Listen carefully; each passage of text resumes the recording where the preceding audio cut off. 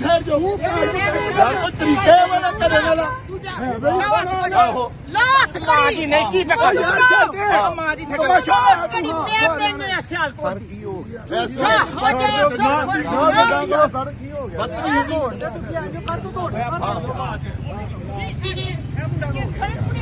अपना अपना तौर पर तो दौड़ी का नहीं है यार, सारी दौड़े ने भैन चो पता नहीं की हो गया। कौन बचाएगा पाकिस्तान? कौन बचाएगा पाकिस्तान? कौन बचाएगा पाकिस्तान?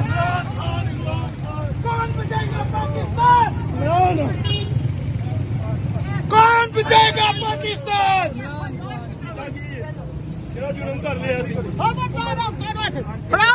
छोटी फड़ा मनु किता की है छोटी की है जोर डाकू सजाई जो ना कटाई है की किता की है जुर्म पे कोई किता की है मां जी इधर आओ तुसी जाओ बच्चे तुम जाओ क्यों जाए जाओ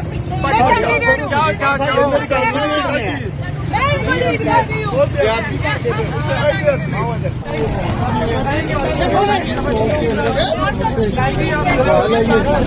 क्या किया ये माँ जैसी रियासत थी, जैसी रियासत एक लेडी को दे दो पाकिस्तान कौन बचाएगा पाकिस्तान? कौन बचाएगा पाकिस्तान?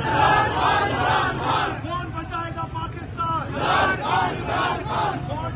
बिस्मिल्लाहिर्रहमानिर्रहीम। गुलफाम चौधरी शहर इक़्तिदार से आपकी खिदमत में हाजिर है। मैं मौजूद हूँ इस वक्त कमेटी चौक रावलपिंडी में, जहाँ पर पाकिस्तान तहरीक-ए-इंसाफ ने एक जो आइनी तरमीम होने जा रही है, मौजूदा हुकूमत करने जा रही है, उस पर शदीद तहफ़्फ़ुज़ात का जहाँ पर उन्होंने इज़हार किया है, वहीं पर उन्होंने उस आइनी तरमीम के ख़िलाफ़ और काज़ी फ़ैज़ ईसा की एक्सटेंशन के हवाले से, आइनी अदालतों के हवाले से और इमरान खान साहब की रिहाई के हवाले से प्रोटेस्ट की कॉल दे रखी है। और कमेटी चौक में पाकिस्तान तहरीक-ए-इंसाफ की जानिब से 3:30 बजे एहतजाज का टाइम दिया गया था।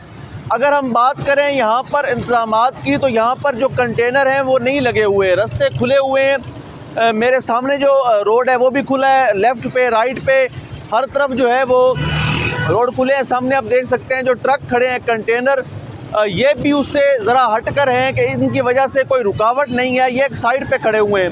मेरे पीछे आप अगर पुलिस की बात करें तो चंद लोग हैं, चंद दर्जन, 1 दर्जन या 2 दर्जन लोग हैं जो यहाँ पर इस वक्त मौजूद हैं। लेकिन पाकिस्तान तहरीक-ए-इंसाफ के कारकुनान ताहाल यहाँ पर नहीं पहुँचे।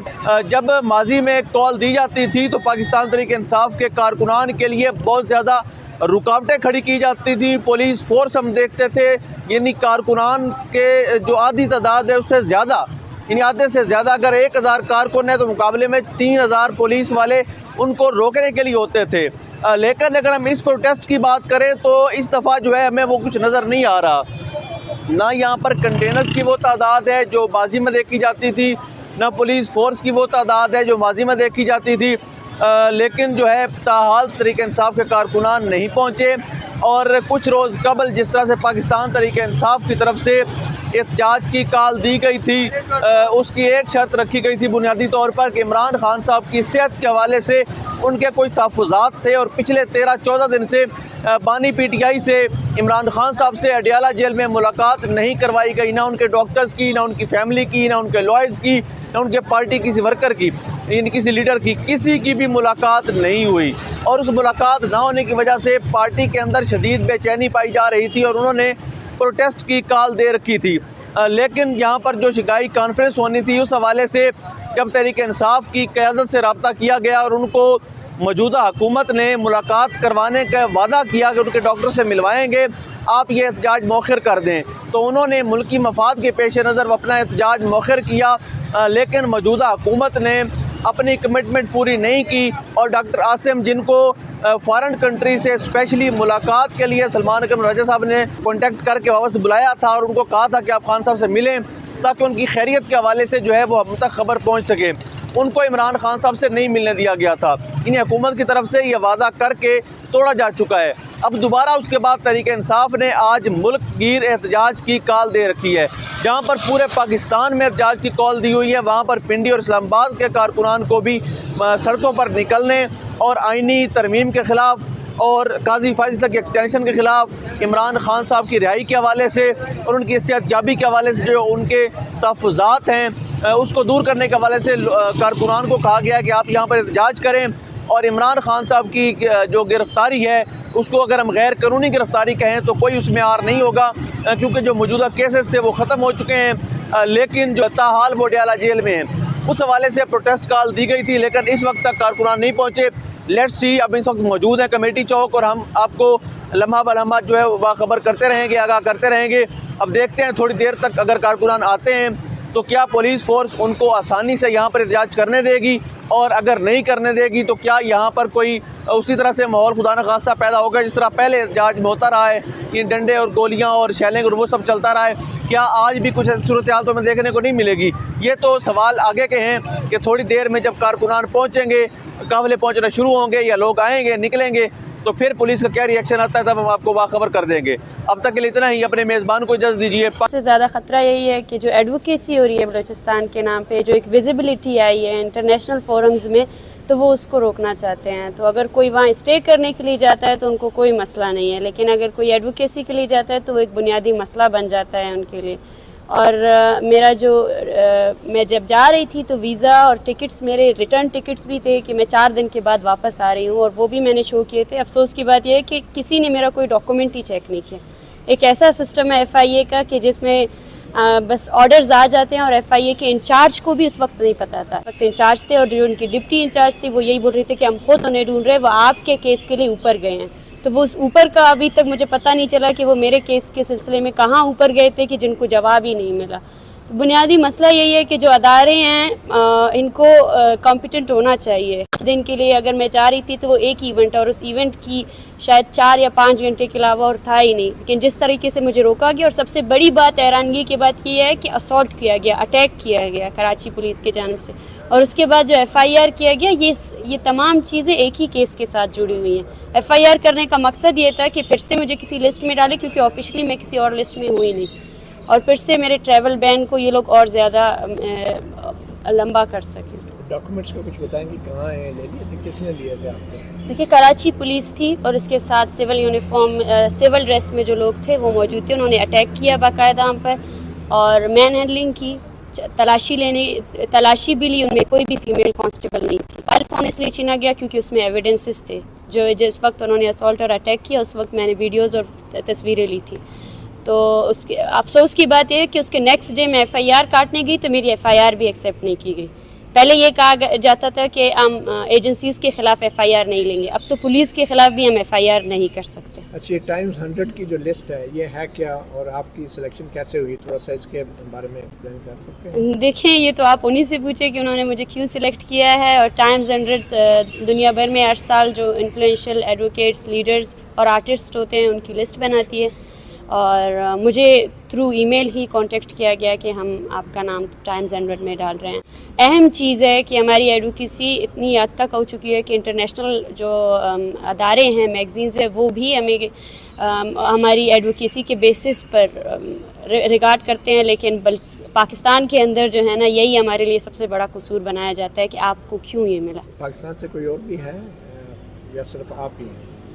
मेरे ख्याल से तो इस लिस्ट में कोई नहीं है। Thank you. आपने मैडम बड़े एहतजाज को लीड किया, तो ये बताएं कि क्या कभी स्टेट की जानिब से भी फिर मुज़ाकरात के लिए कोई कार्रवाई आगे बढ़ेगी, या कुछ उनसे कहा गया उनकी जानिब से कि आप ये ना करें, इस तरह से मामला चल सकता है? जी बिल्कुल भी नहीं। हमने हर दफ़ा सियासी तंजीम होने की वजह से हम नेगोशिएशंस पर यकीन रखते हैं। हमारा पिछला जो मूवमेंट था बलोच राजी मची, उसमें हम नेगोशिएशंस पे पॉइंट ये था कि आप जो है ना बलोच यकजहती कमेटी के कारकुनान को आगे फ्यूचर में तंग नहीं करेंगे, और इस पर बाकायदा तौर पर हमने सूबाई जो असम्बली के वज़रा है उनके साथ मुज़ाकरात किए और उन्होंने इस पर दस्तखत भी किए, लेकिन उस मुआहदे की एक भी शर्त को आज तक निभाया ही नहीं गया है। 4th शेड्यूल नामी एक चीज़ लाई गई है जिसमें बलूचिस्तान भर से 3000 लोगों के नाम 4th शेड्यूल में डाले गए हैं। एक बीडा एक्ट के थ्रू 1500 मुलाजमीन को सस्पेंड किया गया है और इंतकामी कार्रवाइयाँ जारी हैं। और आप खुद देखिए बलूचिस्तान की हालत यहाँ तक पहुँच चुकी है कि एक ही दिन में कराची में 9 तलबा को गिरफ्तार किया गया, इन्फोर्स डिसअपेयर किया गया। मैंने गवादर को विजिट किया इन पर्सन और तो पूरा एक्सपेक्टेशन आप सहाफ़ी हैं? दोनों करके आई। मैं एक सिटीजन हूँ आपकी तरह से, जी। तो I also have the right I think कि आप मेरी बात का जवाब जरूर जी, जी, दें बिल्कुल। कि आप गवादर में कहाँ से बिलोंग करती हैं या आप कहाँ की रहने वाली हैं? तुर्बत में कभी रही हैं? क्योंकि मैंने 2019 में सब जगह पूरा गवादर और पूरा तुर्बत विजिट किया।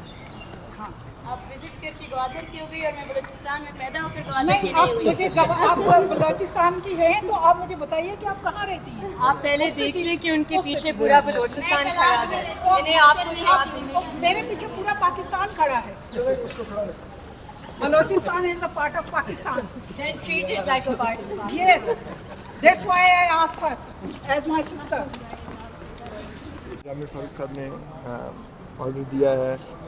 आपने ISI के नाम पर उनको कोई एतराज़ था कि क्या क्यों है? अच्छा, मैं पहले थोड़ा सा कॉन्टेक्स्ट एक्सप्लेन कर दूं कि डॉक्टर मारंग बलोच को 7 अक्टूबर को इनकी फ़्लाइट थी दुबई की, कराची से दुबई ऑनवर्ड्स टू न्यूयॉर्क, क्योंकि सबको पता है, पूरे मुल्क के लिए बहुत फ़ख्र की बात है कि पाकिस्तान से एक खातून को टाइम्स 100 लिस्ट में फ़ीचर किया गया। इनके ऑनर में सेलिब्रेशन हो रही थी और लोगों के ऑनर में, और इन्हें एयरपोर्ट पे ना सिर्फ 5 से 6 घंटे इलीगली डिटेन किया गया बल्कि इन्हें फ़्लाइट बोर्ड नहीं करने दी। अब हमने इस्लामाबाद हाई कोर्ट में ऑब्वियसली पिटिशन फाइल किया, ये फेडरल गवर्नमेंट के तहत ये डिसीजन किया गया है, और इसमें हमने पार्टीज़ वो लोग भी बनाए हैं जिसके हवाले से हमें उधर एयरपोर्ट पे इन्फॉर्म किया गया था कि ISI और MI की अलग से नो फ्लाई और वॉच लिस्ट होती हैं, और ये सबको पता है, एक नोन बात है। तो हमने सेपरेटली ISI को थ्रू सेक्टर कमांडर पार्टी बनाया था कि अगर उनकी कोई वॉच लिस्ट है तो वो उस पर जवाब दे दें। उस पर चीफ जस्टिस साहब ने एतराज़ उठाया कि आप ISI को इस तरह पार्टी नहीं बना सकते और ISI की कोई लिस्ट नहीं है, इसेंशली ये कहने का मकसद था। और दूसरी बात कि हमने ऑब्वियसली हमें नहीं पता कि हम PNIL पर हैं, PCL पर हैं, ECL पर हैं, कौन सी नो फ्लाई लिस्ट पर है, मल्टीपल पर भी हो सकते हैं। तो अब उनने अगले हफ्ते की कोई फिक्स डेट नहीं दी, लेकिन रीलिस्ट कर दिया नेक्स्ट वीक के लिए और नोटिस इशू कर दिए आज इंटीरियर मिनिस्ट्री और FIA को।